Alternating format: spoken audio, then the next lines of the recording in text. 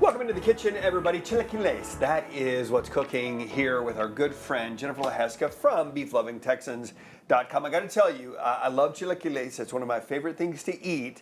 And I'm surprised we're doing this in the studio today. Yes. How fortuitous. Well, it is National Hispanic Heritage Month in the month of September, so we're bringing it out with a boom, celebrating this, bringing this great Mexican comfort food, chilaquiles, to you with some wonderful Texas-style beef Mexican sausage. Yeah, tell me what you did here. So we have that full of spices. We're going to mix that up over here. We have 93% lean ground beef. And then we put all of these different flavors in. This is some red wine vinegar, oregano, some smoked paprika, chili powder, chipotle chili powder, garlic powder, and salt. So a lot going on there. And then I already had some poblano peppers sliced thinly to put in here. So this is our Mexican style beef sausage. We're going to mix that all together so that those flavors are all touching every ounce of the beef, and then we're going to put the poblano peppers in on top of it. Wonderful. And this is actually a recipe that dates back hundreds and hundreds of years. The Aztecs, I did some research on this. The Aztecs actually, it kind of dates all the way back then. And the reason why, so of course we use corn chips in this, but it was a way to not waste anything. If the tortillas got stale, that's how they used them. You just fry them up and you put them in this dish and you throw the whatever sauce that you're using over the top of it and cook it down. Now, some people, when it comes to chilaquiles, I'm curious about how you like it, Jennifer Leheska. Do you like it where the tortillas get cooked and they soften almost to a casserole, or do you want them a little bit more crispy in yours? I think I would prefer a little bit more crispy in general. I like a little bit of the texture and the crunch. Yes, yes. But I know that there are some people that like it exactly opposite. They want it saturated and they want it to feel more like almost a casserole-like flavor. Sure, but I think that would be my preference. Okay. And so we have this all mixed, and that's what I love about the poblanos and the beef Mexican sausage as well, because it provides not only color and flavor, but crunch as well. Because even though they're cooked down a little bit, so we take that raw. We already have it cooked over here on the stove top in our cast iron skillet, and this is, if you don't have a cast iron skillet, you can use any skillet, but you cook I think every home needs one.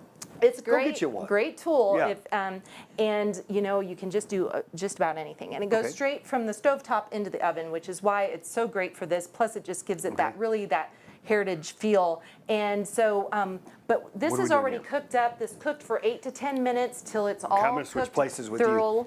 I'm going to transfer it over into this bowl so we can start putting our chilaquiles together in this pan.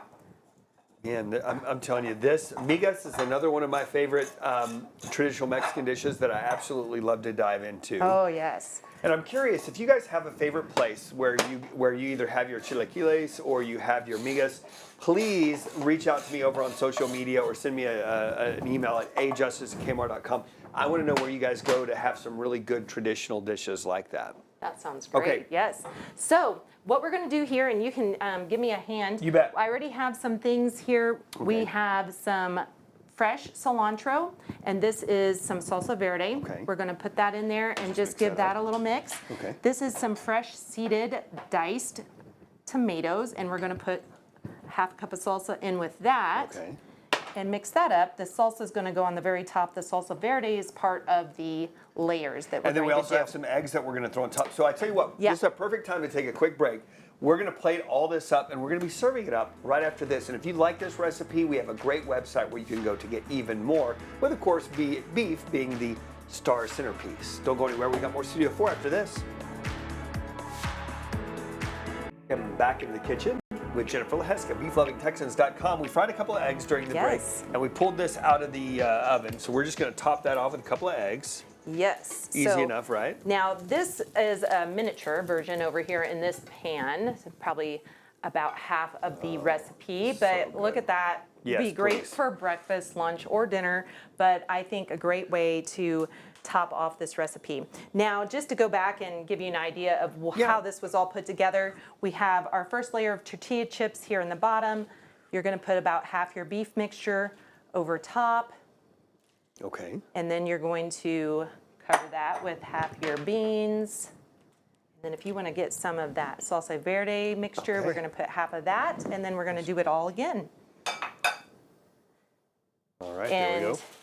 So yeah, this is just so full of flavor. This Mexican beef style sausage could be even good on its own if you wanted to try it for something else. So yeah, I guess it doesn't matter. These are all broken up anyhow. And maybe you want to try this recipe at home. You can go to beeflovingtexans.com. That's right. And now we're going back over with the another layer. That's going to be very last. Very last. Okay, yep. coming back so in with the. Finish off our beef and our beans and our salsa verde. We get it all We're getting all over the place here. Get that all there. Okay. It's going to be so good. All right. And now we can top this off with a little bit of salsa. And those fresh tomatoes in there, just a great way, you know, adds tons of color and body. And then you go with a little bit of cheese over the top. And then how long do you go in the oven with this? So 400 degrees Fahrenheit for about 18 to 20 minutes or until you like the consistency of it. And so, you know, we were talking about those chips, and I think that we got a pretty good, you know, got a good texture. crunch, yeah. So I think we would like that one. All right. It's what I like to say. It's like nachos, but for breakfast, which I'm always down for. Thank you so much, Jennifer. Again, beeflovingtexans.com. We'll see you back here tomorrow.